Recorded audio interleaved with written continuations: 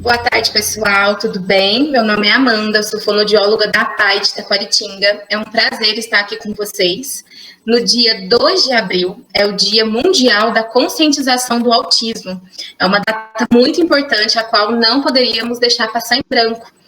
E por isso, nós estamos trazendo hoje informações para vocês, para saber um pouco mais sobre o autismo, sobre as comorbidades, o tratamento, o diagnóstico precoce, que é de extrema importância. E para falar um pouquinho sobre isso com vocês, nós trouxemos um convidado que foi assim, um privilégio para nós, por ele ter aceito. Nós acompanhamos o trabalho dele nas redes sociais, e estamos muito felizes, né, dele estar aqui com a gente. Então, é o Dr. Jordan, ele é neuropediatra na cidade de Ribeirão Preto, e vai falar para vocês, né, explicar, dar uma aula sobre o autismo. Espero que vocês gostem. Obrigado, Amanda. O privilégio é todo meu, tá certo? Eu também trabalho na instituição da PAI, mas só que da cidade de Franca, né?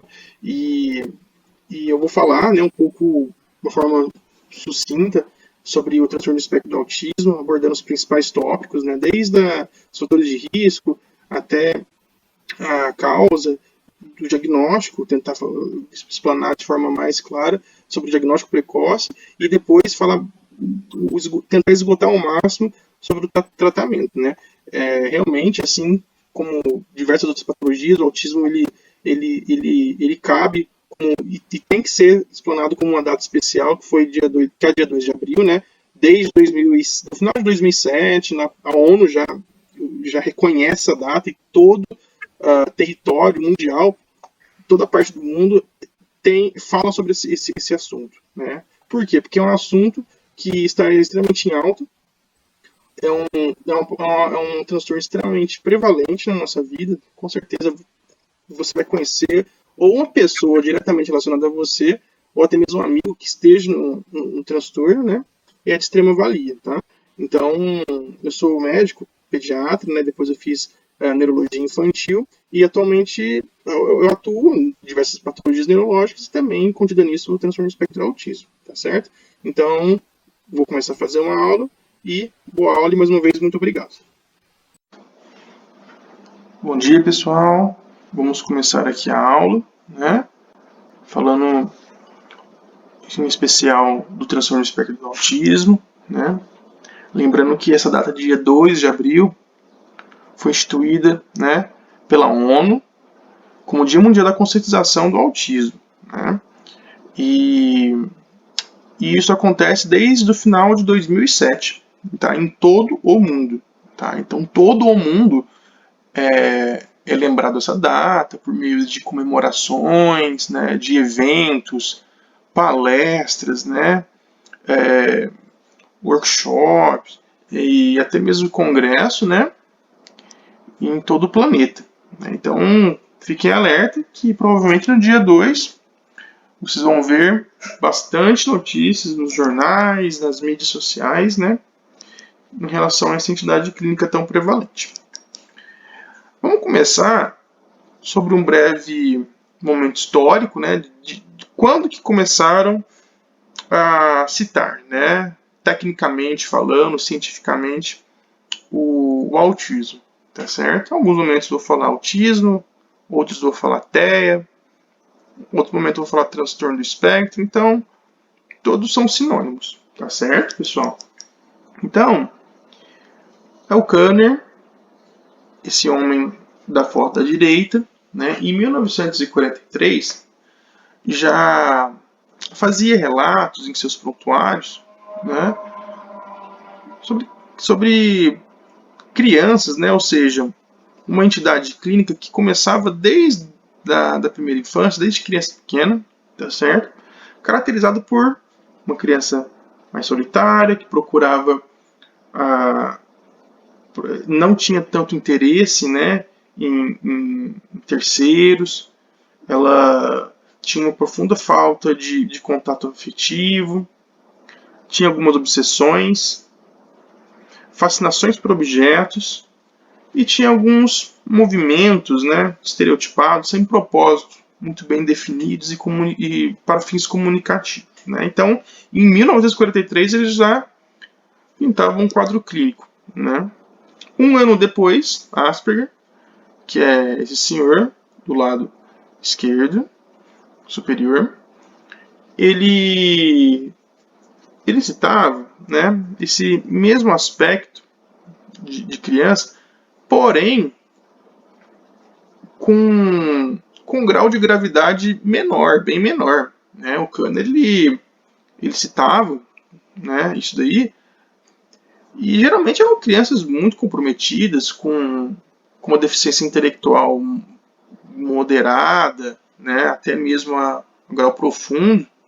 Né, e o Asperger falava que existiam essas crianças, mas também que existiam outras que pareciam compartilhar os mesmos sintomas, mas uma intensidade melhor. Elas tinham uma capacidade comunicativa melhor, conseguiam falar, conseguiam aprender, né? E que não tinham deficiência intelectual. E citava além, falava que isso não era tão raro, era muito frequente, né? Então, ambos são psiquiatras da Áustria, né? E boatos falam que o Asperger, ele era Asperger, né? Ele tinha alguns hábitos incomuns, em comum, ele era na época, né, com 7 anos, ele já sabia todas as músicas do seu país e todos os autores, né, das músicas da Áustria. E boatos falam que ele talvez esteja no espectro também. Não sei, né? Então, né, quando a gente fala, né, em critérios diagnósticos, né, e tudo mais, a gente leva como base um livro que se chama DSM, né, existem várias edições,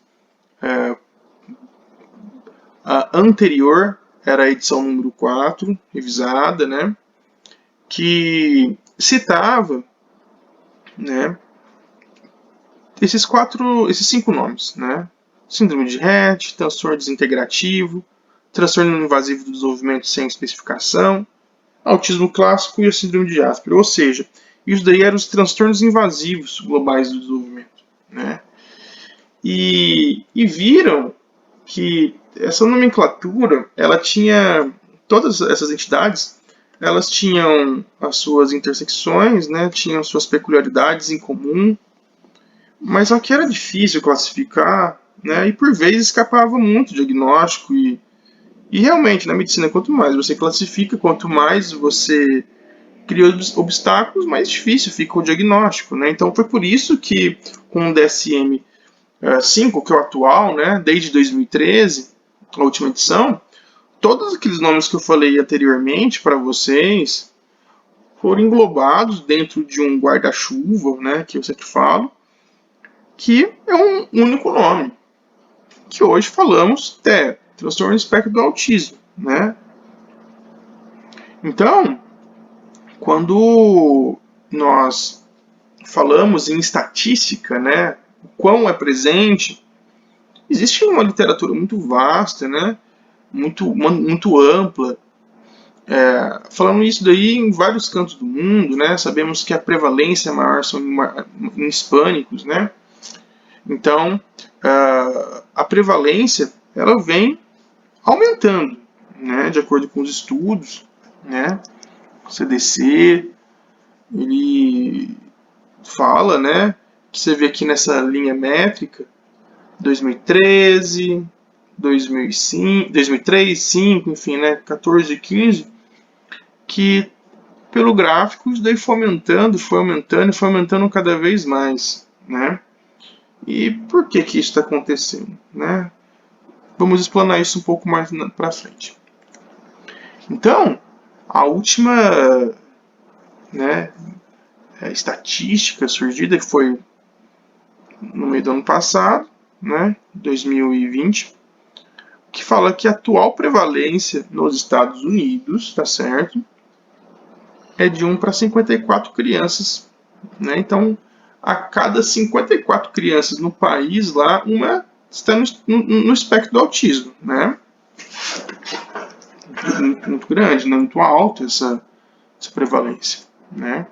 E realmente isso está aumentando. Né? Qual que é a justificativa para tudo isso? Né? Então, primeiro, temos que ter o seguinte raciocínio, né? Não só a questão do TEA está aumentando, mas como outras doenças também estão aumentando, doenças mentais, né? Como, por exemplo, a depressão, a ansiedade, né? Os transtornos de ansiedade, os transtornos bipolar. E por que também não possa, eu sei que o autismo esteja aumentando em termos de número, né? Então, a literatura, né, fala que estamos estudando ainda, será que existe algum fator que está predispondo com que crianças estão nascendo cada vez, né, com um número maior de crianças não transtorno de espectro do autismo, né? O que está acontecendo? Será que isso é a gravidez precoce? Será que são pais que estão mães que estão engravidando um pouco mais tarde, interferência epigenética, né?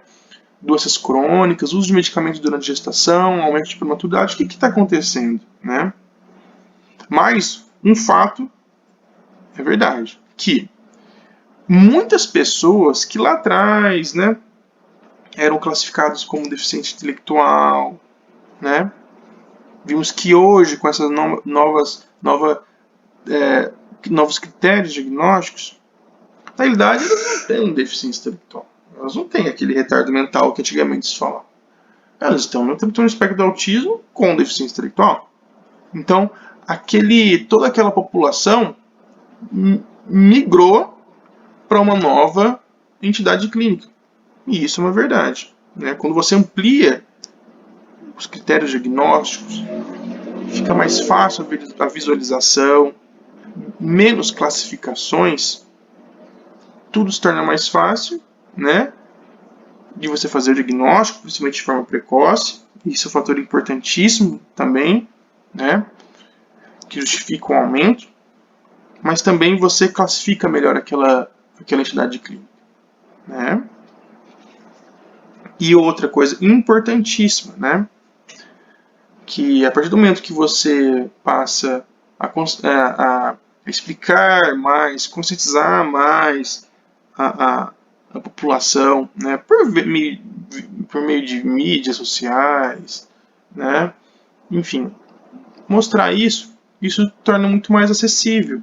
E com isso os pais ficam mais alerta com o neurodesenvolvimento da sua criança, buscando consecutivamente, de forma consecutiva ajuda, né? Então, você explicar melhor a entidade, criar um dia especial para isso, né, por meio de palestras, né, informações, também é justificado como aumento da prevalência, né, porque você está mostrando mais a entidade clínica para as pessoas, tá?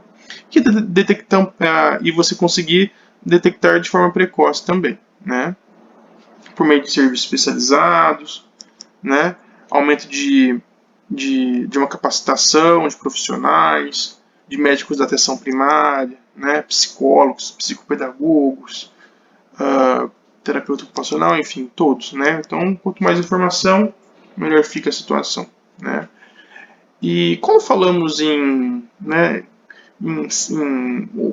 será que existe alguma coisa, um substrato anatômico, né, que justifique todo esse quadro clínico bem heterogêneo, né? Sim, com certeza, né? Existem vários estudos falando que existe uma alteração neuroanatômica, né? Não vou entrar em detalhes aqui, mas sabemos que o cerebelo está extremamente relacionado, né, ao quadro clínico do transtorno de espectro do autismo.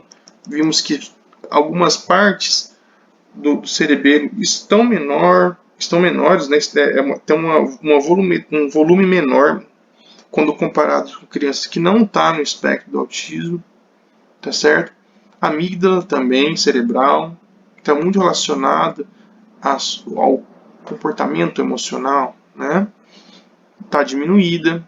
O lobo temporal, né, que está relacionado à linguagem, percepção social e principalmente também o córtex pré-frontal, que é a parte da frente do cérebro, que está relacionado à atenção, planejamento, pensamento abstrato, comportamento social ele a longo prazo, né, quando você vê, por exemplo, assim, estudos em crianças pequenas, essa parte do cérebro está aumentada, de tamanho, volume maior. E com o passar do tempo, esse volume vai diminuindo um pouco, né, comparado com pessoas sem transtorno do espectro do autismo. E quando falamos em causa, né, existe, hoje o que se mais está falando no mundo é relacionado à causa, né? A gente determinar uma causa, mas a questão é que não existe uma causa. É multicausal, é multifatorial, né? Desde risco, né, materno, pré-concepcional, né? Ou seja, durante o pré-natal, enquanto a criança está dentro da barriga da mãe, né? Fatores de risco muito bem determinados, tá? Com os principais. Existem vários outros, mas esses são os principais, que é a prematuridade. O que é prematuro? Aquela criança que nasce abaixo de 37 semanas de idade gestacional. Isso é um prematuro. Quanto mais prematuro, maior a probabilidade, tá?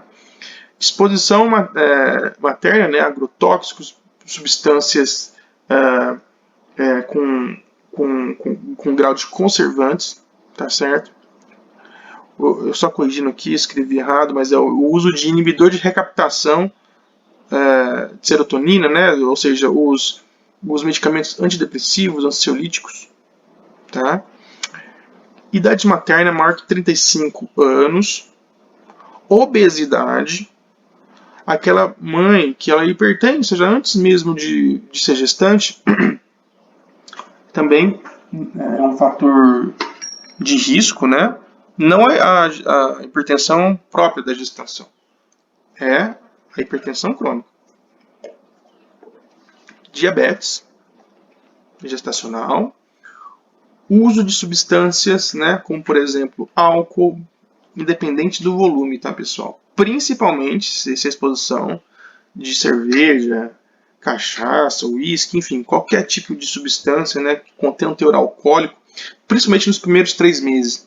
Isso é uma coisa importante porque muitas vezes as mães, né, elas não sabem que está grávida, né? Às vezes aquela gestação não foi planejada, então você não, né, fala, a partir desse momento vou parar de ingerir álcool, ou então vou fazer uma suplementação prévia de ácido fólico, né, que é uma coisa importantíssima. Então, você fazer o uso 3 meses anterior, né, para assim depois você engravidar, do ácido fólico, 5 mg dia, de 3 a 5 mg dia, é um fator extremamente importante, né?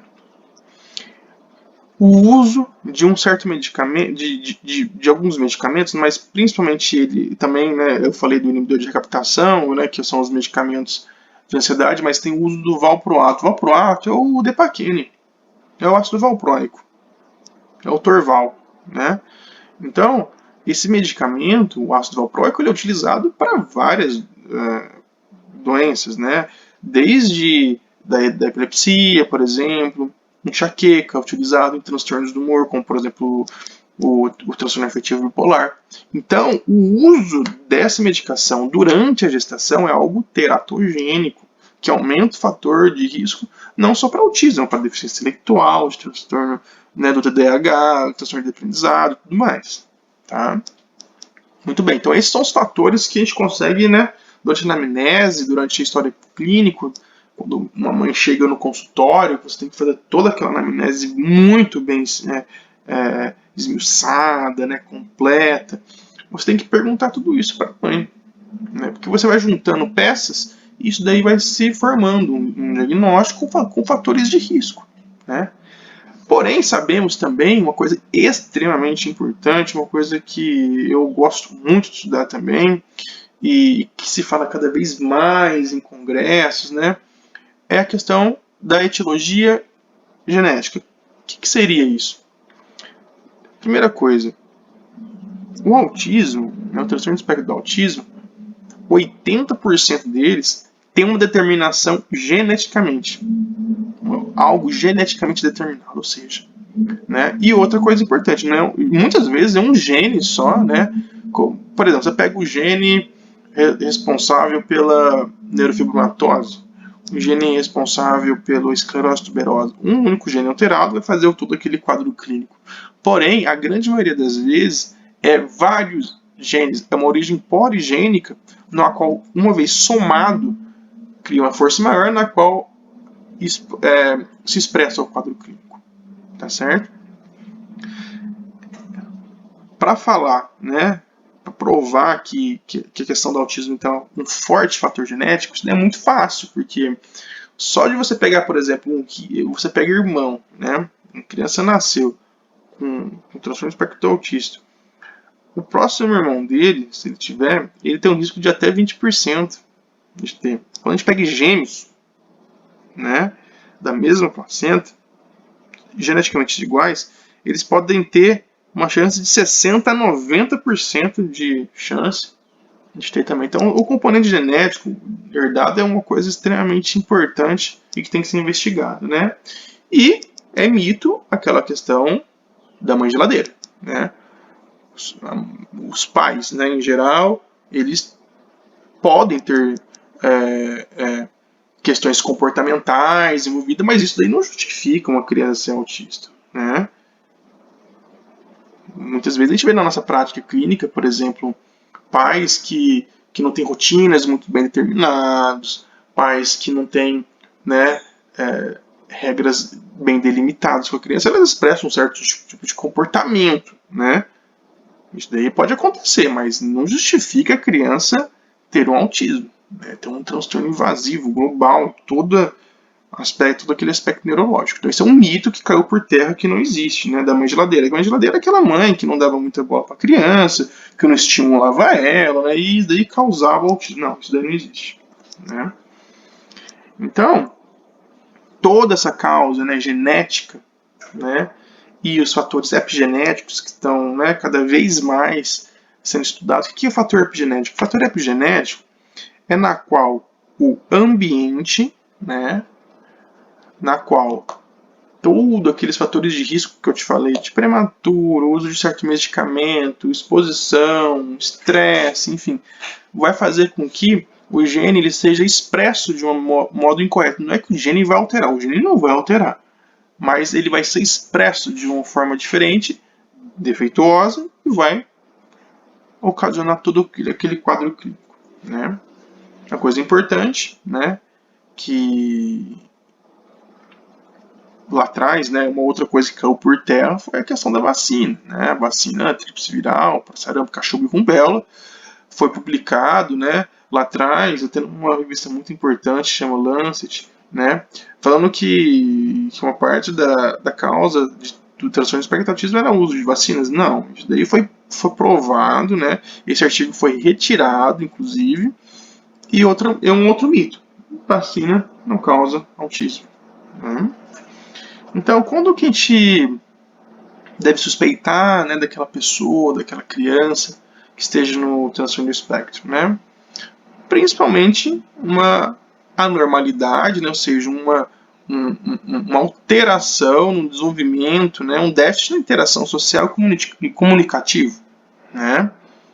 Então, mais para frente, eu vou falar de uma forma mais clara, né, quais são esses sintomas, né? Mas além disso, né, de toda a dificuldade daquela pessoa, né, desde a dificuldade até a ausência de comunicação, de interação, de reciprocidade, de atenção compartilhada, ela também tem que ter esse outro critério, que são padrões restritos de comportamentos, né, um padrão repetitivo de comportamento, uma mesmice, né? Então, isso eu vou explanar melhor nos próximos slides, né?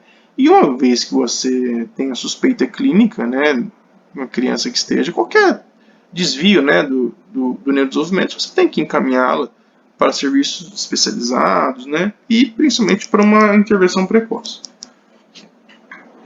Então, existem alguns cérebros que gostam de certos padrões repetitivos, né?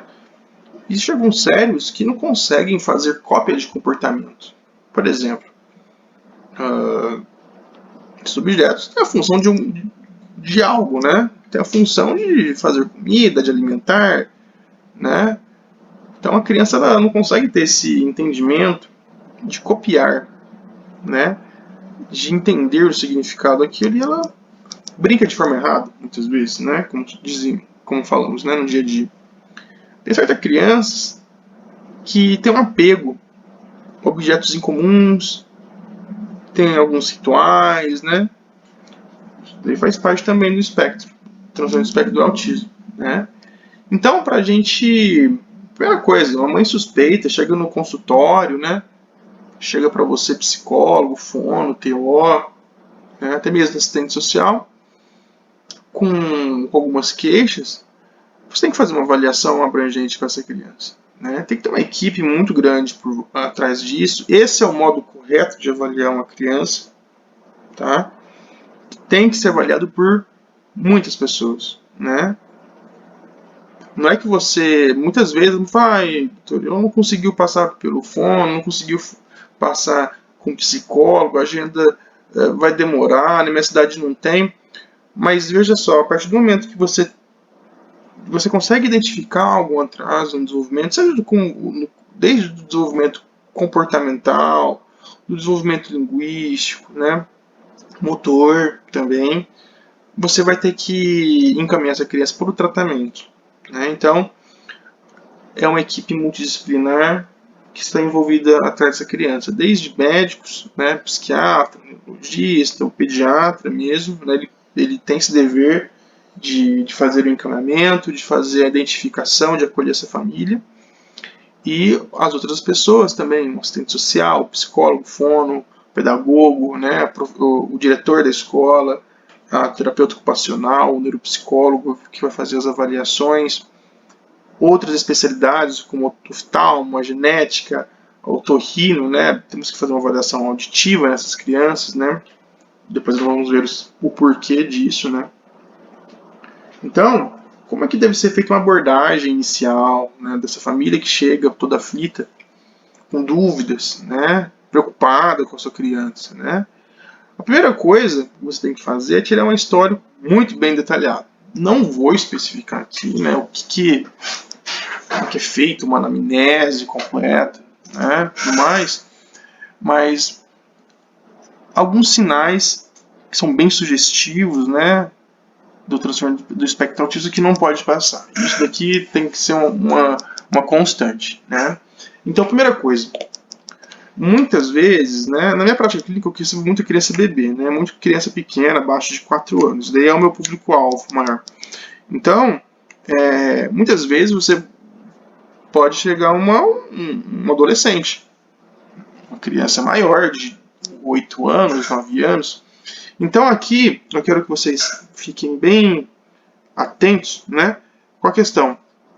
Pegue a história atual que essa mãe vai trazer para você, mas também fique esperto com o histórico passado. Por quê? Porque o histórico pregresso ele tem um peso muito importante, principalmente quando a gente fala em critérios diagnósticos. Tá certo? Então, qual que é o quadro clínico daquela criança, né? Daquele pré-escolar, daquele escolar, daquele adolescente, adulto, que possa estar no transtorno do espectro do autismo? Primeira coisa, você tem que ver os primeiros marcos do desenvolvimento linguístico. É muito comum aquela criança, né?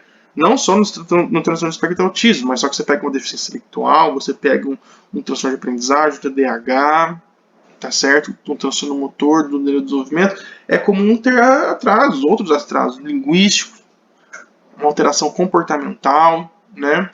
Aquela criança que não tem aquele comportamento lúdico, de imaginar, de criar, de envolver, né? E uma coisa importantíssima que eu coloquei aqui em negrito, perda de habilidades, né? Então, poucas entidades clínicas, né, quando eu falo nos transtornos do neurodesenvolvimento, tá? Existe outras, uma vasta quantidade de patologias neurodegenerativas que não faz parte do autismo, mas na qual a criança ela apresenta perda de habilidades, desde a perda de habilidades comunicativas a motoras. Mas só que quando a gente fala em transtorno do transtorno do espectro do autismo, dentre os 6 transtornos do neurodesenvolvimento, o autismo é um que tem essa característica, a perda de habilidades, principalmente sociais e comunicativas. E isso acontece entre 1 e 2 anos de idade. Tá certo? Isso é algo comum, isso é algo que até 12, 15% das mães relatam. Olha, até 1 ano de idade estava aparentemente tudo bem, e a partir disso a criança para de imitar, para de dar tchau, não olha muito nos olhos, ela conseguia imitar caminhãozinho, conseguia imitar um animal, conseguia identificar algumas coisas, apontava e ela parou, doutor, de fazer isso. Então isso é uma coisa extremamente importante, tá? Os primeiros comportamentos sociais, né, comunicativos, como apontar, contato visual, responder pelo nome e também entender. Né? O entendimento, faltou aqui, entendimento, né? É algo extremamente importante, porque quando a gente fala em linguagem, existe a linguagem expressiva, né? Que é a linguagem da fala, né? Dos gestos, das mímicas, né? Do olhar. Existe a linguagem receptiva, que é o entendimento.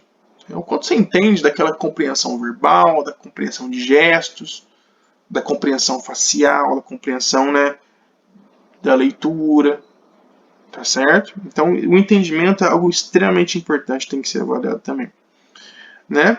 E uma característica marcante, né, quase todas as vezes fala daquela incapacidade, né, de interação, usando o contato visual, né, não consegue, aqueles que não conseguem ficar, né, olhando para a mãe enquanto ela está explicando alguma coisa, né? E até mesmo a expressão facial, gestos, né? Mudança de prosódia em criança um pouco mais velha, que é a capacidade de entonação de voz, né? Toda aquela melodia, né? Então, em criança um pouco mais velha, né? Quando pega um adolescente, um escolar,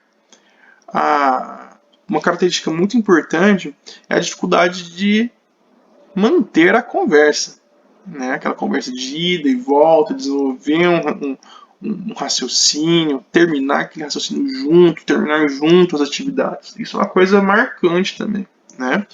Uma dificuldade de compreender a comunicação não literal, né? Como, por exemplo, metáfora, sarcasmo, uma piada.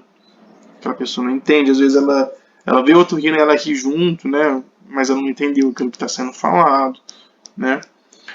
Uma quantidade de apego aos familiares, ou seja, aquela criança que não consegue desgrudar dos pais, aquela criança que tem um apego extremamente forte, os pais o que isso quer dizer? Daí quer dizer aquela criança que não aceita muitas mudanças, está num ambiente diferente, fica junto, às vezes ela até esconde debaixo da cadeira do pai, da mesa, né? E também um nível de interesse em socializar com os outros, né? De criar amizades, né? Isso é algo também que é muito prevalente na anamnese, no nosso dia a dia, né? Uma dificuldade em compreender a perspectiva do outro, né? Às vezes esses escolares, adolescentes, eles não conseguem entender o limite, né? Entre eu estou invadindo a privacidade do outro, às vezes assim, eles chegam de forma errada, eles não conseguem entender que está incomodando o outro, né? Então eles acabam sendo, entre aspas, né, assim, uma questão um pouco desagradável, às vezes, né, fica relando muito no outro colega, né, não consegue entender que outro colega não está na hora de fazer isso, então eles acabam invadindo muito essas questões. E a capacidade de inferir os sentimentos, né, as intenções, as crenças de outras pessoas, como, por exemplo, estamos no ambiente assistindo um filme, um desenho, por exemplo. E esse desenho fica escuro, né? Fica com personagens mais tristes, muda o rostinho do personagem, a música mais triste, né? Ou seja, tem um ambiente triste, né? E essa criança ela tem uma interpretação errônea, ela acha engraçado, por exemplo, isso, né? Então é algo característico também. E uma questão também importante, né, que são os comportamentos repetitivos, estereotipados, né, de interesses, né. Então, muitas vezes as crianças, né, consecutivamente ao critério de comunicação e socialização, tem que ter também esse padrão, né, que é estereotipias, comportamentos muito repetitivos, né, como agitar as mãos, girar objetos, balançar, né. Muitas crianças têm insistências, mesmices, rotinas, rituais, né, caracterizado por muitas vezes comportamentos inflexíveis, né, dificuldades em tolerar transições, frustrações, mudanças de rotina, tá? E às vezes também muitos apresentam esses padrões de interesses, né, especiais, restritos, o hiperfoco, né, que muitas vezes relatamos, né, que é um interesse muito grande, incomum, né, em certos assuntos e persistente, porque é o seguinte, olha, criança, quando que tem criança pequena, né, eles não é anormal uma criança gostar muito de um certo assunto, mas a partir do momento que essa criança só fala aquilo, você tenta mudar o assunto, mudar de brincadeira, ela se torna inflexível, né? Você tenta mudar o assunto, ela volta para o mesmo assunto, né? E aquele assunto passa a ser o cotidiano do dia a dia, isso é anormal, né? Então, isso é uma grande diferença que temos que fazer no nosso dia a dia, né? Uma coisa importante que temos que se perguntar também é o histórico familiar de pelo menos 3 gerações, né, da família. Se tem histórico de deficiência intelectual, algum outro atraso no desenvolvimento, epilepsia, né, enfim, várias outras patologias. Então, primeira coisa, né, quando você vai conversar com essa família, com esse pai, com essa mãe, ou às vezes a avó, né, também, é dar o suporte para essa família, porque essa família está muito, por vezes, né, ela está muito cansada, está triste, né, porque não vê sua criança desenvolver, então você tem que ter um apoio familiar muito bom. Não é só você dar o diagnóstico, não é só tratar, você tem que acolher essa família. E isso, como eu trabalho numa PAI, isso eu tento priorizar ao máximo, porque se essa família não se sentir acolhida, se essa família não se sentir entendida e tratarmos essa família, que essa mãe, esse pai também, né, que é o pilar dessa criança, a criança não vai bem. Então a mãe tem que entender, né, como é feito o tratamento, como são os passos seguintes, quais são os passos que vamos obter, né? Não é algo rápido, dependendo, né, da gravidade. Então a mãe tem que entender o que você está fazendo e o principal, fazer as coisas em casa como os terapeutas orientam, né? Porque se você conseguir tratar de uma forma precoce e categórica, as coisas dão certo. Na maioria das vezes dão certo, né? Tem essa questão também, exposição a traumas, né, transtorno do apego, isso é uma coisa importante, porque é uma coisa importante, não é tão raro de se ver. O que seria esse transtorno do apego? O transtorno do apego é aquela criança que muitas vezes, por algum evento externo, né, crianças que sofrem negligência, crianças que passam fome, né, que são vítimas de abuso físico, ou até mesmo, né, físico, psicológico, sexual, essas crianças elas podem desenvolver alguns certos psicopatologias que podem mimetizar muito o autismo, mas só que quando você tira ela dessa exposição, dessa violência, desse fator externo tóxico que falamos, a criança melhora. Tá? Então, por exemplo, hoje, não raro, né, principalmente em tempos de pandemia, até estudos falam, né, que muita criança com a privação, né, principalmente da socialização, da escola, elas regrediram muitos aspectos, principalmente aspectos linguísticos e sociais, né. E aí você começa a estimular melhor essa criança, tira o eletrônico, né, na qual ela está muito exposta e melhora muito. Né. Então é algo que mimetiza, mas não é. Né. Então, vamos falar sobre os critérios diagnósticos em si, né? Quando a gente fala em critério diagnóstico do autismo, a gente tem que ficar atento O critério A que eu vou falar, é o critério A1, A2, A3. Esses 3 critérios, A1, A2, A3, tem que estar presentes. Os 3 obrigatoriamente tem que estar presentes. Né? Existe também os sintomas B, que é os sintomas que são aqueles comportamentos repetitivos, estereotipados de comportamento. Né? Tem que ter pelo menos 2. Então, o A1 vai ter que ter presente o A1, o A2 e o A3, e pelo menos 2 do B, que eu vou falar depois. Né? Então, e uma coisa importante, esses sintomas têm que estar presentes, né, desde a infância, desde criança pequena, e tem que ter isso tem que trazer algum prejuízo, né? Então, para ser um transtorno, isso tem que ter algum prejuízo, seja um prejuízo social, né, ou seja, de socialização, um prejuízo comportamental, um prejuízo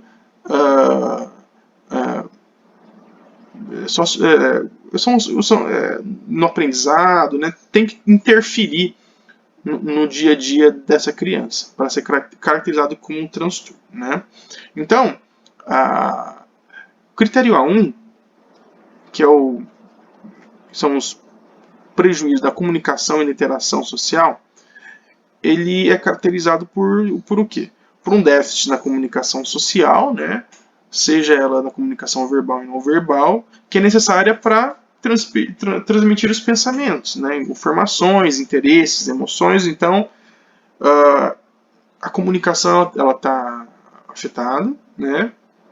A reciprocidade socioemocional, que é a atenção social, né? A motivação de comportamentos dedicados para a interação social, como, por exemplo, sorrir, falar tchau, né? Bater palmas no momento adequado, né? Isso daí é uma reciprocidade socioemocional, né? E a atenção compartilhada, que é o principal, né? Desde a gente tem que fazer quando você pega uma criança, principalmente criança pequena, abaixo de 3 anos de idade, né? Que a atenção compartilhada deles, 100% deles vai estar diminuído, né? Vai ter um déficit, que é a triangulação. Você expõe essa criança a algum objeto, você faz uma brincadeira com ela e tira da frente dela, ela tem que olhar para você, tem que olhar, procurar, tem que olhar para a mãe, tem que fazer uma triangulação. Isso daí é uma atenção compartilhada. Fazer de forma compartilhada o que ela quer, atenção. Se ela está tendo atenção a certo objeto e aquilo some, ela tem que compartilhar isso com alguém. Onde está? Já que ela não fala. Uma criança de 8 meses, 9 meses não fala. Então ela tem que se comunicar de outras formas, né? Compartilhar a sua atenção para tentar procurar. Isso é um aspecto muito importante. O critério A2, que tem que estar presente também, que é o prejuízo no comportamento da comunicação, que é a dificuldade de comunicação não verbal e na comunicação pragmática, né? A dificuldade da comunicação não verbal é aquela criança que tem dificuldade em contato olho a olho, prefere muitas vezes objetos do que pessoas, fica olhando muito nas suas mãos, tá certo? Pode não entender a expressão facial dos outros, né? Ou então tem uma expressão facial muito exagerada, tá certo? A comunicação gestual é desajeitada, ou até mesmo ausente, né? E não consegue entender os interesses e a explicação de outras pessoas, tá? O que seria comunicação pragmática? Comunicação pragmática nada mais é do que a habilidade necessária, né, para usar a linguagem de uma forma muito bem sucedida, de acordo com o contexto. Por exemplo, se eu estou explicando algo, né, estou lendo um texto, por exemplo, e tem uma certa parte do texto que é extremamente importante, né, eu tenho que aumentar a entonação da voz, a melodia da voz, né? Ou então, quando, por exemplo, eu estou no meio de uma roda de amigos, eu falo de um jeito, na hora que estou numa palestra eu vou falar de um outro jeito, eu vou na frente do juiz, eu vou falar na frente do policial. Então, toda essa melodia, entonação de voz, né? Toda essa questão, né, se chama pragmática. E a criança que está no transtorno de espectro do autismo, principalmente no nível 1, que é o leve, isso é muito visível, né? Que é aquela questão daquela voz mais robotizada, uma voz muito monótona, né? Que não respeita, que não tem tanta emoção, não tem tanta entonação, né? Pragmática. E tem que ter também o critério A3, né? Que é a comunicação social prejudicada para a cognição social prejudicada, que é a dificuldade em fazer amigos, né? Que é a dificuldade em si em socialização, né? Então, é mais ou menos que óbvio, se você não tem uma comunicação verbal e não verbal completa, né, perfeita, você vai ter uma dificuldade em socializar em algum grau, né? Isso é uma coisa meio que óbvia, né? Então, isso é caracterizado pelo quê? Por um desinteresse por pessoas, né? Pode ser parcial ou até mesmo total, depende muito, né? O quadro clínico do TEA é bem vasto, né? E por características, muitas vezes as crianças pequenas, né, antes de 3 anos, tem aquela característica, o doutor ele brinca sozinho. Tem os amigos, tem as crianças aqui, até mais nova que ele, já busca o outro, gosta de ficar, né, trocando informação, traz as coisas para mim para eu brincar com ele, ele não faz isso, né? Ele prefere ficar com objeto lá do que com pessoas, não tem interesse muito de ficar com os outros não, né? Aquela criança que não tem aquela brincadeira imaginativa, que ela não tem capacidade de criar, de fazer de conta, não consegue imitar, né? Imitar desde gestos motores, como por exemplo, imitar um animal, imitar um carrinho, imitar como é que o avião faz, né? E a falta da teoria da mente, né? Que é a teoria da mente nada mais é do que você interpretar do que o outro está inferindo. Por exemplo, eu estou numa fila, tá todo mundo na fila, respeitando aquela fila, né, por algum objetivo. Um banco, por exemplo, uma caixa eletrônica, então uma fila lá gigantesca. Eu não vou cortar a fila. Por quê? Porque eu sei que se eu fazer isso, as pessoas vão me julgar, as pessoas vão ficar bravas comigo, ou até mesmo eu posso ser violentado. Então, como eu tenho um entendimento social que isso daí não é corretamente adequado, eu não vou fazer. Então, muitas vezes, essas crianças elas não têm essa capacidade de imaginar o que o outro está pensando e não colocar em situações de perigo. Tá certo? E temos o critério B, né, que foi aqui eu explicar para vocês com mais detalhes, que o critério B você não precisa ter todos, mas tem que ter pelo menos 2. Pelo menos 2 desses quatro, né? O que é? Que comportamento estereotipado é o clássico, né? Estereotipia motora, né? De bater, de torcer mão, ficar abanando, né? Ficar balançando os dedos na frente dos olhos, né? Que tem um componente sensorial também. De mergulhar, assim, de se tacar, né? De caminhar na ponta dos pés. O caminhar na ponta dos pés também tem uma questão um pouco sensorial, que é a questão da parte posterior do calcanhar dessas crianças, né? Tem a colalia, tá certo? Que é a repetição de palavras, pode ser colalia imediata, né? Que é repetição logo imediata. Lembrando que a colalia, ela não é um sintoma, não é uma doença, né? Isso daí é uma coisa presente, bem frequente em crianças que estão começando a falar, entre 1 e 2 anos é uma coisa comum, mas só que depois de 2 anos, 3 anos se some, tá? Então, andar na ponta dos pés é a mesma coisa. A criança, quando está começando a andar por volta de 1 ano, 1 ano e meio, ela anda na ponta dos pés, mas depois de 2 anos, 3 anos some. Então tem idade de início e fim, tá certo? Desses sintomas. Uma vez que se torna persistente e duradouro, algo pode estar acontecendo. Tá? Então tem outro critério, né, que é o critério B2, que é a insistência às mesmice, resistência à mudança, né? Que aí tem várias questões, né? Sempre comer determinados alimentos daquele mesmo jeito, daquela mesma ordem específica. Lembrando que a seletividade alimentar é algo sensorial, tá? Sempre seguir aquela mesma rotina, naquele mesmo lugar, naquele mesmo sentido, né? Aquele ritualismo.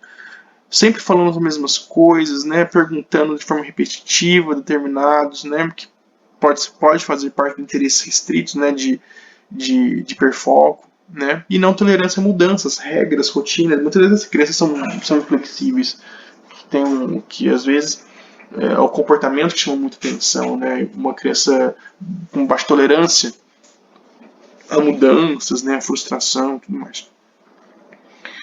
e o interesse restrito, né, que é um interesse estereotipado e restrito de forma normal.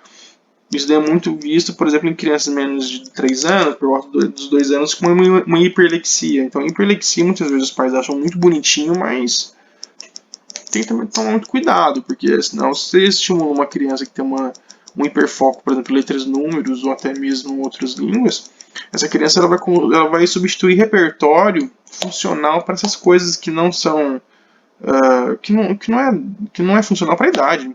Para que uma criança de 3 anos vai fazer contas de frações, vai ler texto em inglês? Isso daí não tem fundamento nenhum, não faz parte da idade dessa criança nesse momento. Então, muitos pais acham bonitinhos, mas só que isso daí substitui funções. Isso daí é extremamente prejudicial para essa criança nesse momento, né? Muitas dessas crianças têm uma preocupação persistente com objetos incomuns, né? Então ela fica lá colecionando coisas, tem interesse em rodas, fica, né, enfileirando, né? Pega alguns objetos sempre que aquele objeto fica com ela, você não pode trocar, né? E tem a questão do hiperreatividade, né? Por exemplo, hiporeatividade, aquela criança que ela não sente dor, tem pouca resposta, né, à dor. Hiperreatividade, aquelas questões de crianças que não gostam por exemplo, roupa muito apertada, se incomoda. Tem crianças que não gostam de colocar o calçado no pé, tem que ficar descalço. Tem criança que não suporta roupa, tem que ficar pelado. Tem criança que não suporta certo tipo de texturas de alimentos, né, cores, né, e também até mesmo barulho. Tá? Então esses são os principais sintomas, né, que eu falei de uma forma um pouco resumida, mas mais completa possível, para que a gente consiga fazer o diagnóstico de forma mais precisa, né, e precoce possível. Né? Então, o diagnóstico, né, muitas vezes ele pode ser tardio por diversos fatores, né? Então, mas lembrando que a família, em 85% das vezes, já consegue suspeitar de autismo mesmo, tá? Uma preocupação linguística, comportamental, social, antes de 36 meses de idade. Os pais, na grande maioria, já enxergam alguma coisa, né? Se 61%, né, a maior parte das vezes, mais de 50%, são submetidos por uma avaliação abrangente, que eu falei lá atrás, antes de 2 anos de idade. Né? Graças a Deus. E a média de idade do diagnóstico foi 52 meses. Né? Isso daqui são dados, tá certo? Americanos. Aqui no Brasil é um pouco diferente. Tá? Então, o diagnóstico tardio, muitas vezes, né, ele acontece por quê? Porque essa criança não consegue ser assistida de forma abrangente. Essa criança não consegue fazer um segmento horizontal, porque muitas vezes, por exemplo, pega uma criança de 2 anos, ela não vai preencher todos aqueles critérios. Algumas crianças preenchem, mas tem muitas que não vão preencher todos aqueles critérios que eu falei. Mas são ditas crianças que têm sinais de alerta. E uma vez que você tem sinal de alerta, mesmo você não tendo todos os critérios, né, dignos, o que você vai escolher fazer? Vai esperar para piorar ou você vai intervir, vai tratar para melhorar? Claro que você vai intervir para melhorar, mas só que tem, hoje nem tanto, tá? Mas antigamente, 10 anos atrás, 20 anos atrás, tinha o ato de esperar essas crianças, né, para ver como é que fica. Né? Cada um tem seu tempo, vamos esperar mais um pouco, vamos esperar 1 ano, 2, se não melhorar a gente encaminha. Então, antigamente tinha essa cultura, hoje não mais. Por quê? Justamente por conta da conscientização de que se você tratar de forma precoce, tudo melhora, tudo fica mais fácil. Vou dar um exemplo para vocês. Aqui tem muito profissionais não médicos que trabalham, né, na APAE, né, que é o público-alvo que eu estou falando. Você pega, por exemplo, um bebê que nasce com síndrome de Down, né, que é algo teoricamente muito fácil de se ver, né, porque tem toda a face, essa criança já é encaminhada para o pai, desde os seus primeiros meses de vida. Sejam bem sinceros. a grande maioria das crianças, né, com síndrome de Down, que vocês cuidam, desde muito pequenininho, a grande maioria são crianças, né, depois que cresce, 8, 9, 10 anos, são crianças, né, muito tranquilas de lidar, muito crianças boas, amigáveis, carinhosas, né, muitas vezes não precisam usar medicamento algum, né, às vezes precisa tomar um hormônio tiroidiano, às vezes tem uma cardiopatia, né, mas por quê? Porque elas, primeiro, olha, a síndrome de Down é a síndrome que mais é uma das síndromes mais prevalentes no mundo, 1 para 600, 1 para 800 crianças, né? E todas elas têm deficiência intelectual. E a grande maioria é moderada grave, né? Então, você consegue ver que se você intervir de forma extremamente precoce, esse bebê, essa criança, ela tem um potencial muito bom. Né? Eu faço um paralelo com a síndrome de Down porque eu atendo bastante crianças com síndrome de Down e as APAES também, né? Atendem bastante crianças com síndrome de Down.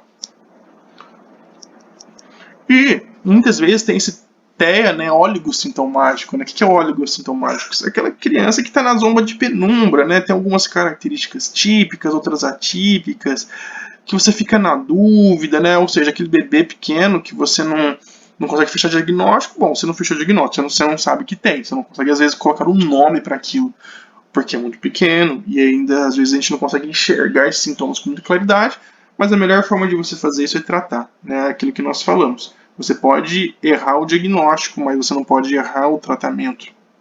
Ou às vezes você não pode dar um nome do que está acontecendo, mas você não pode errar o tratamento.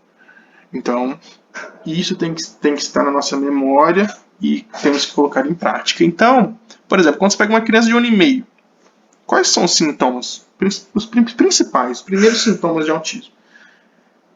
Primeira coisa, escute os pais. Sempre. Tá?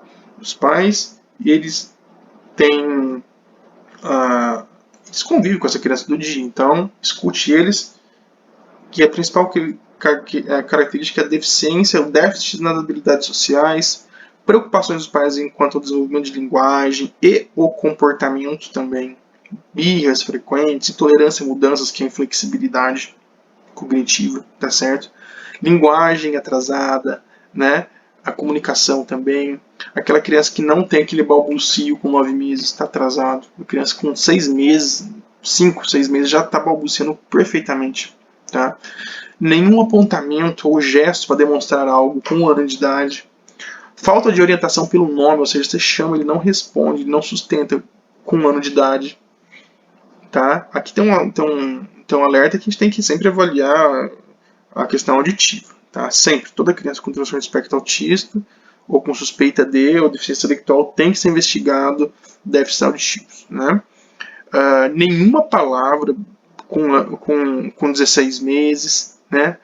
Falta de fingir, ou seja, falta de imitar, de jogar simbólico com 1 ano e meio. Então, por exemplo, uma criança de 1 ano e meio, se ela for devidamente estimulada em casa, né, ela vai conseguir muito bem brincar de forma imaginária com algum animal, com algum bichinho lá, com um carrinho, fazer o som de alguns animais e dar alimentação para uma boneca ou fazer ela dormir. A grande maioria consegue fazer isso com total perfeição com 1 ano e meio, entendeu? Não há frase de 2 palavras, né? Ou seja, uma frase simples que aborde um contexto maior de 2 palavras com 2 anos. Tem que começar a juntar já 2 palavras, né? E o principal que eu falei, né? Principal é uma coisa bem importante que às vezes a gente não fica atento, que é a perda de habilidades, né? De habilidades sociais e linguísticas. Em qualquer idade não, geralmente entre 1 ano e 2 anos.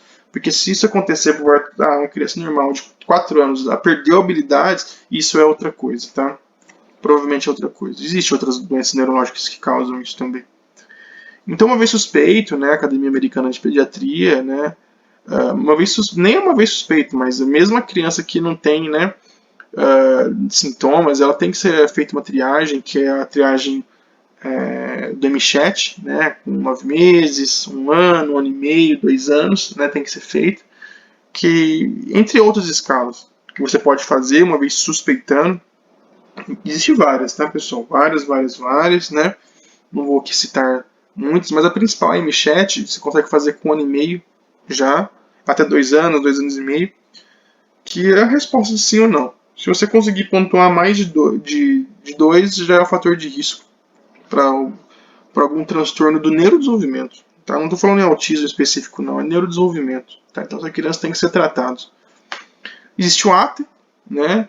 Existe o CARS também, existe várias outras, né, escalas de avaliação, e existe também as escalas de avaliação diagnóstico. Isso é uma coisa importante, tá? É algo que eu tenho dedicado meu tempo, porque não que as outras não sejam importantes, é muito extremamente importante, né? Mas aqui essas escalas específicas, como por exemplo, você pega o ADR, você pega o EIDOS, né? O GARS, assim, são bem categóricos, existe todo um treinamento, né, específico para aplicação dessas escalas, são escalas muito detalhadas, que são escalas de diagnóstico, entendeu? Aqui você fecha um diagnóstico, se você, uma vez você aplicar, primeiro que você tem que ter um treinamento, tá? É um treinamento importante, tem que dedicar um bom tempo da sua disponibilidade de tempo para estudar esse material, é um material denso, tá? É um material caro também, tá? Mas enfim, é um material que vale a pena ser adquirido, tá? Principalmente para nós que lidamos bastante com isso. E uma vez que você tem uma criança, né, está no espectro, é importantíssimo você determinar essas questões, né? Por quê? Porque a partir disso a gente vai partir para o próximo capítulo, que é o tratamento, que é o principal, né? Que é o principal que tem que ser feito para essas crianças. Então você tem que especificar, né? O que é especificar? Categorizar. Bom, essa criança tem TEA, e qual que é o próximo passo? É ver se tem ou não tem comprometimento intelectual, ou seja, tem deficiência intelectual junto. Se tem, essa criança vai tratar de um jeito. Se não tem, vai tratar de outro. Entendeu? Por quê? Porque a deficiência intelectual, ela é algo que coloca peso, que coloca gravidade. Por exemplo, se essa criança tem uma deficiência intelectual, nem se for leve, ela já é um autista pelo menos moderado. Entendeu? Olha o grau de impacto que tem, né? Se essa criança, será que essa criança tem ou não tem um comprometimento da linguagem concomitante? Todas elas vão ter, mas o comprometimento da linguagem, eu falo, é um comprometimento importante. Essa criança é verbal ou ela é não verbal? Essa é uma pergunta importante também, né? Essa criança, ela tem alguma condição médica ou genética conhecida ou um fator ambiental? Por exemplo, pega uma criança com transtorno do espectro autista que tem cardiopatia. Uma criança com transtorno do espectro autista que tem surdez. Uma criança que não enxerga. É diferente. Uma forma de abordar. Tem algum componente genético, ou seja, alguma síndrome geneticamente determinada explica esses sintomas? Como, por exemplo, esclerose tuberosa, síndrome de Down, neurofibromatose, X frágil, Prader-Willi, enfim, existem vários tipos de síndromes que podem justificar o transtorno do espectro do autismo. Por quê? Porque uma vez que você consegue identificar geneticamente, por exemplo, vou dar um exemplo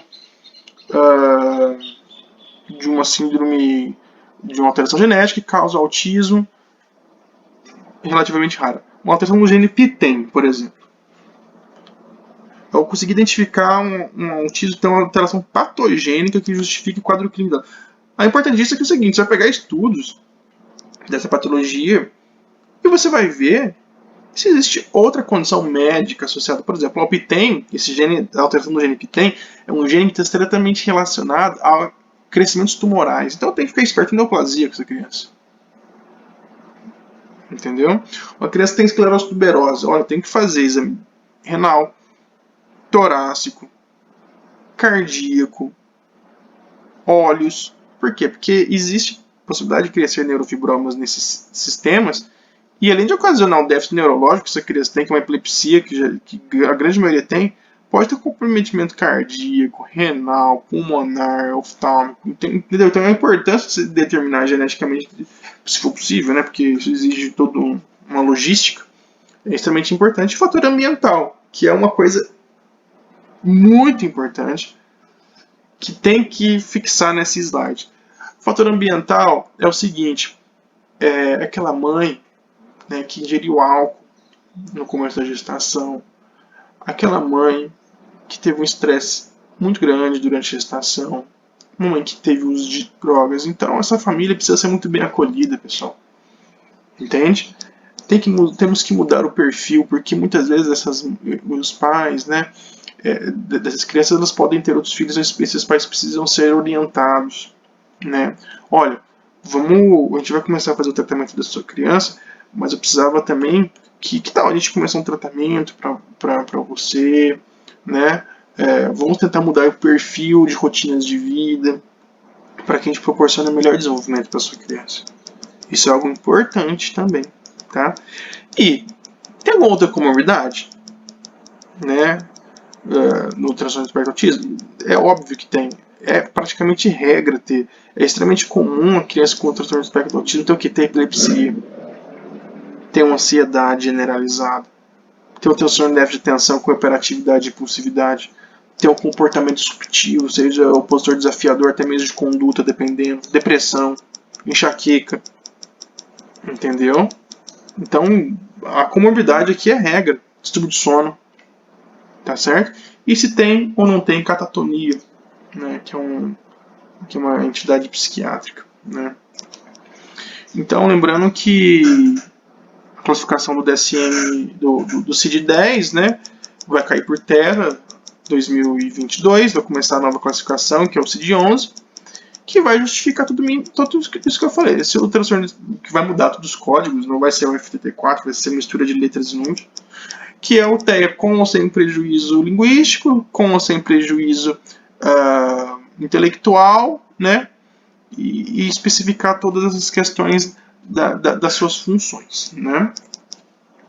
O TEA associado, que eu falei, né, que existe um forte componente genético, né, existem várias doenças geneticamente determinadas, lembrando que o Down, por exemplo, a criança tem síndrome de Down, ela tem até 15% a 16% de chance de estar no transtorno do espectro autista também, né?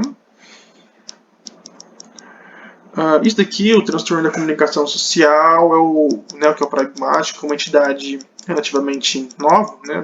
Não é tão nova, tem 8 anos já, né, de publicação, que é um grande diagnóstico diferencial do autismo. O que é o transtorno da comunicação social? É um transtorno que está dentro dos transtornos de comunicação, tá? Tá no meio do transtorno de fala, de linguagem, né? Então é um transtorno da comunicação social, na qual a criança tem uma dificuldade de comunicação, seja ela verbal ou não verbal, para fins sociais, porém não tem um critério B. Ela não tem os padrões sintonizados, estereotipias, os padrões sensitivos, né, da criança, né? Então esse é o grande diferencial. Então, qual que é o objetivo do tratamento, uma vez que a gente identificou essa criança com fator de risco, que tem alguns sinais de risco para tal patologia, e a gente já sabe se ela tem ou não tem deficiência intelectual, se ela tem comprometimento linguístico, se ela tem alguma síndrome genética por trás, alguma doença sistêmica, né? Então, qual é o objetivo do nosso tratamento? É melhorar a função social, né, ou seja, a socialização dessa criança a partir de melhoras de habilidades comunicativas e linguísticas, né? Melhorar as habilidades adaptativas. O que são as habilidades adaptativas? São as funções adaptativas, resolver problemas, né? Resumindo. Então, temos que diminuir também, muitas crianças têm comportamentos não adequados, comportamentos não funcionais e muitas vezes comportamentos negativos, como autolesão, agressividade, né, e tudo mais. Então, promover o funcionamento acadêmico e cognitivo com maior potencial. Essa é uma coisa extremamente importante. Tá? A intervenção precoce, né, ela tem que ser... Esse é o lema do autismo, né, ou seja, tempo é prognóstico. Né? Eu vou dar um exemplo outra vez, um exemplo fácil. eu vou pegar, por exemplo, uma pessoa que está infartando. Então, tá com dor torácica, falta de ar, uma dor que vai pro braço esquerdo, um adulto já com obesidade e diabetes. Então, se uma pessoa com essa queixa, olha, a primeira coisa que tem que pensar é infarto.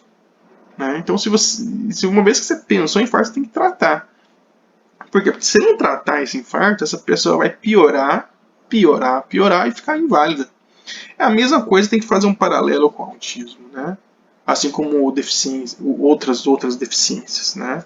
Quanto mais cedo você intervir, quando eu falo cedo, antes de 3 anos de idade, melhor são os resultados. Tá? Tempo é prognóstico. Tá? Porque a partir do momento que você faz tratamento, né, e esse tratamento tem que ser individualizado, tem que ser intensivo, tá? Principalmente nesses primeiros 3 anos. Por quê? Porque nesse intervalo é a maior janela de oportunidade para um crescimento comportamental, principalmente em questão linguística. Tá?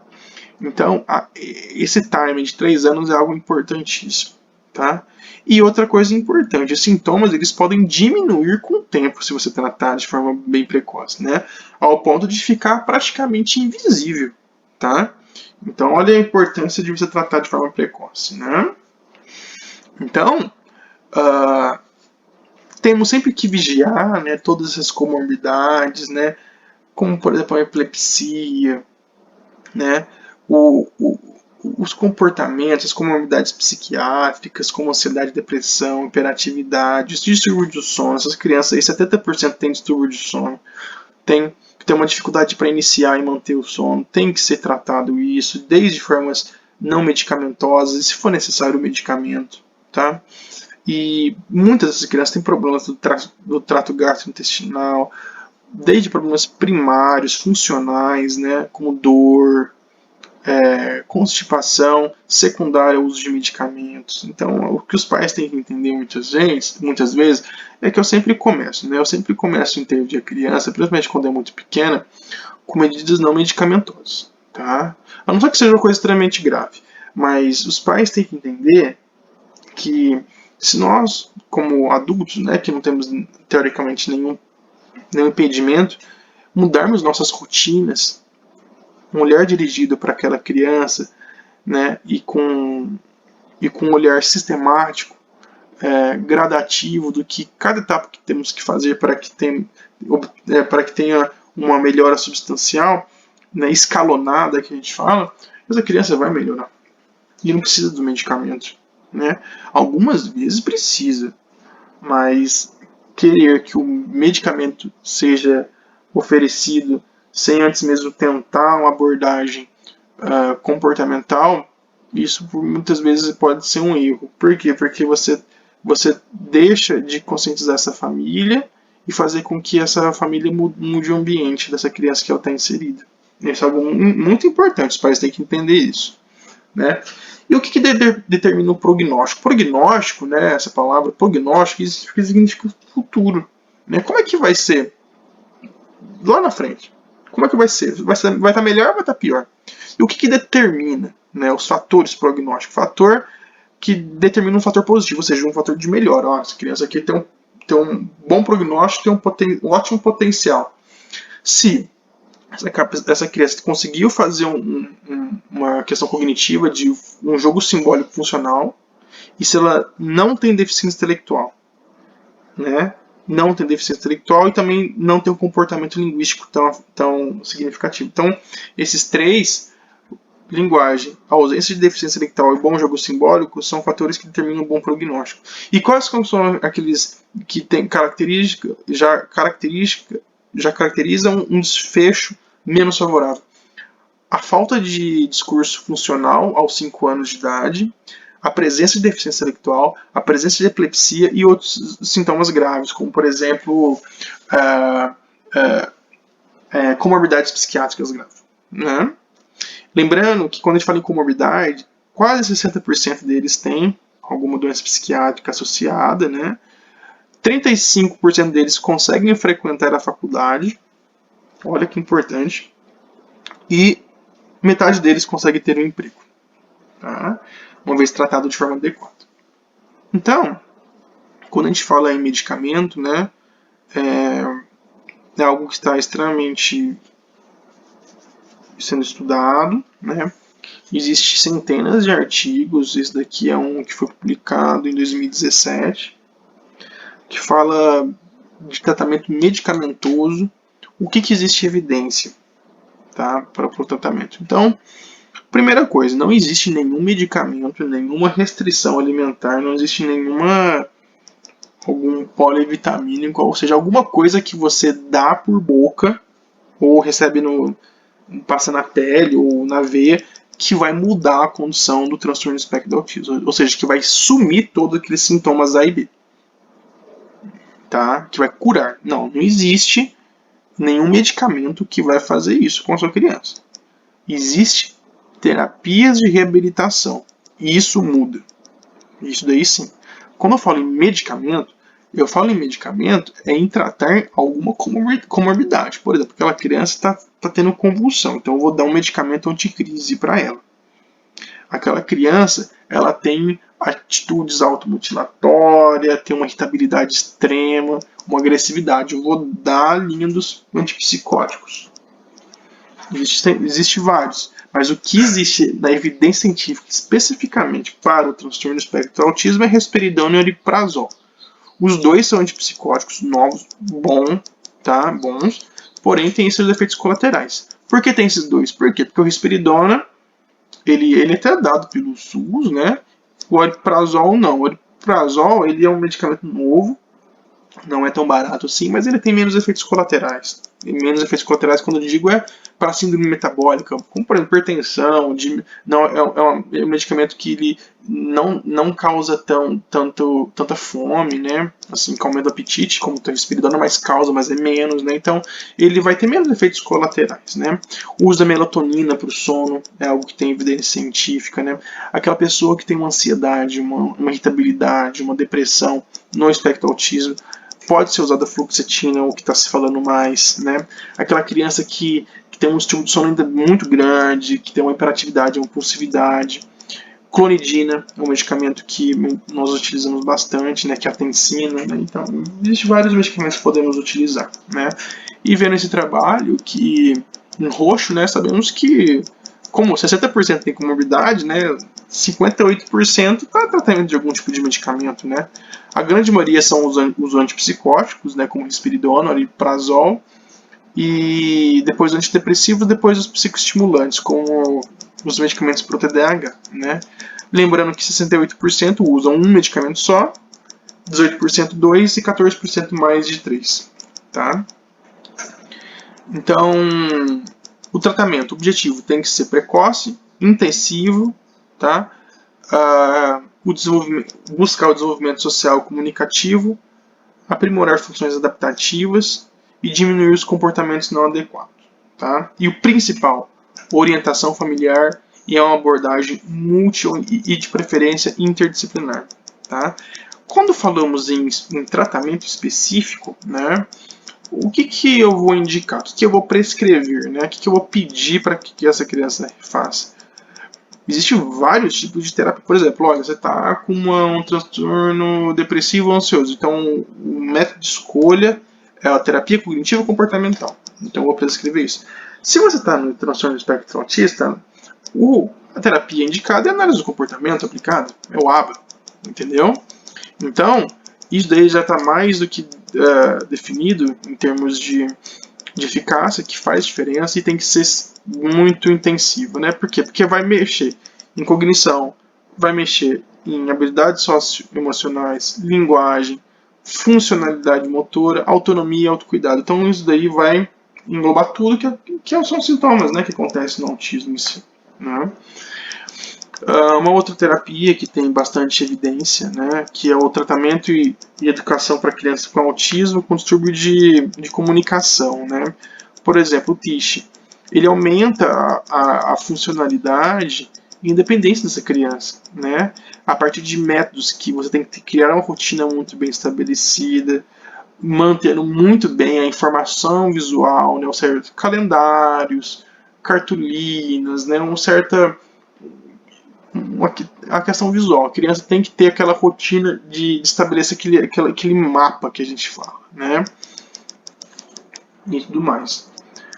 PECs, né, que é o sistema de comunicação através de troca de figuras. Então, muitas crianças às vezes não conseguem falar, mas elas conseguem entender, né? Então, se você ensina ela o que determinadas figuras fazem, ela quer fazer, ela vai lá, pega cartãozinho e te mostra.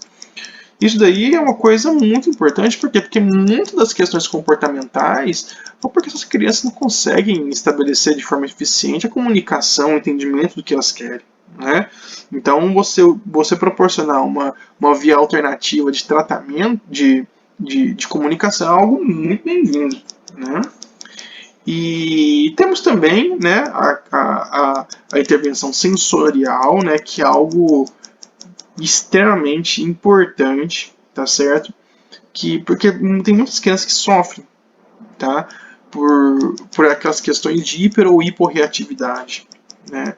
Questões de barulho que incomoda, de mudanças de ambiente. Então, tudo isso daí, essas questões sensoriais, né, visuais, muitas vezes, é tratado por uma dessensibilização pelas terapias, principalmente quem faz essa terapia ocupacional, tá? Então, isso é algo extremamente importante que está super em evidência, né? E as terapias alternativas, né? Que tem falado? Primeiro, que não existe evidência, tá? O que existe evidência é o tratamento, né, cognitivo dessas questões que eu comentei previamente, né? Tem muita gente que fala, vamos mudar secretina, vamos mudar reposição de polivitamínicos, quelação,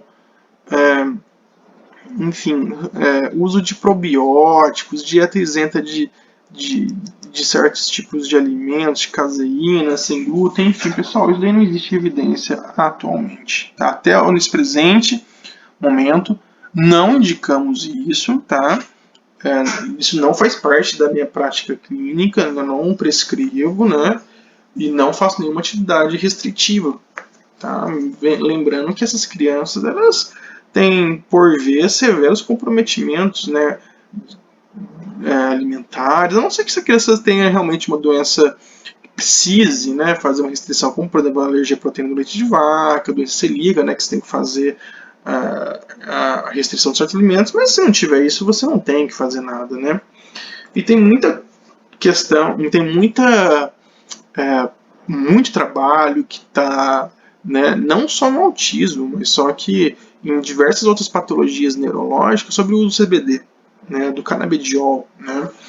Lembrando que o canabidiol, tá, pessoal? O canabidiol puro, 100%, não tem nada de THC, que é o tóxico, né? Porque o CBD, o canabidiol, ele é um medicamento, né? Ele teoricamente tem que fazer bem para a pessoa, né? Então, para autismo não existe ainda nenhuma evidência, tá?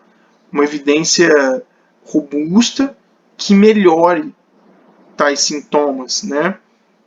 Porém, o uso do canabidiol, ele é usado, existem protocolos muito bem estabelecidos para a epilepsia, tá? Então, para a epilepsia, utilizamos sim para algumas síndromes epiléticas específicas, como o síndrome de Landau, o síndrome de Lennox-Gastaut, desculpa, falei errado, síndrome de Lennox-Gastaut, síndrome de Dravet, que são entidades, né, são síndromes epiléticas específicas que têm uma evidência científica robusta para que o uso do canabidiol melhore tais sintomas. Tá? Então, para autismo, não tem uma evidência robusta ainda para tal justificativa para a prescrição. Tá, pessoal? Então, espero que tenha sido clara, tá? Essa breve palestra. Eu convido todos vocês, eu vou dar uma aula fechada, sem custo nenhum, tá? Ministrada pelo colega neurologista Júlio Santos, é um colega neurologista adulto, tá? Que eu vou participar com muito prazer também, para falar sobre a abordagem das múltiplas deficiências, né? Não vou falar sobre autismo só e apenas, como eu falei aqui, mas eu vou dar como se fosse um menu de degustação, né, das múltiplas deficiências principais múltiplas deficiências, né, que engloba o transtorno do espectro do autismo, deficiência intelectual e a paralisia cerebral, com o melhor nível de evidência possível até hoje no momento, tá? Então, qualquer dúvida que tenha, tá? Pode enviar por e-mail ou até mesmo direct pelo Instagram, que eu tenho o maior privilégio e honra de responder, tá certo, pessoal? Um grande abraço para todos vocês, um grande abraço para todos os profissionais que estão envolvidos, né, no trabalho da EDAPAI de Taquaritinga, e um especial abraço aos pais né, que estão envolvidos com essas crianças também, e para todos os pacientes daí também, tá certo? Um grande abraço, até a próxima, pessoal. Tchau, tchau.